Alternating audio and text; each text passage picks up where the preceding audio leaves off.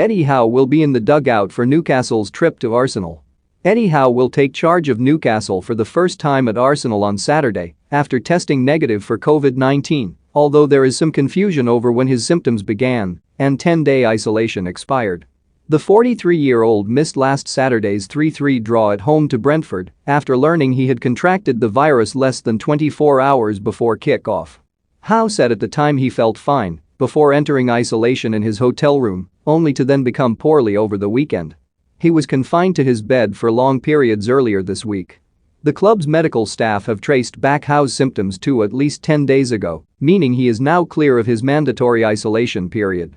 However, assistant Jason Tyndall says that Howe was surprised when testing positive last Friday because he had no symptoms.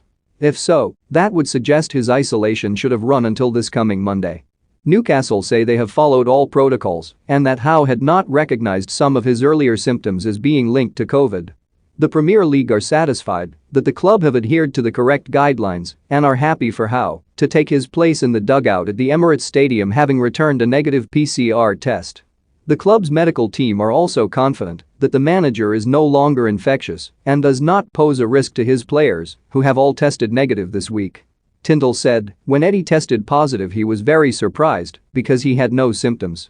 Eddie was very similar to when I started to feel my symptoms. You feel very up and down. 1 minute you feel like you're okay, then all of a sudden it knocks you for six. You just need your bed and need to sleep." He's been a bit like that, certainly in the earlier part of the week, when he was feeling at his worst. He was resting a lot, and I know it took it out of him physically. But there has been a big change in how he's feeling as the week progressed. Howe has been determined to recover in time for Saturday's game and has designed all training sessions this week before reviewing the recordings of them. Tyndall added, "Sometimes I feel like telling him he needs to relax and rest, but that's not the character of Eddie. I have been in constant dialogue with him this week, up to 6 times a day, before and after training, and then preparing training for the following day. You want your leader, your manager, there with you. We've missed him as a group of staff, and I'm sure the players have missed him out on the grass and on the sidelines."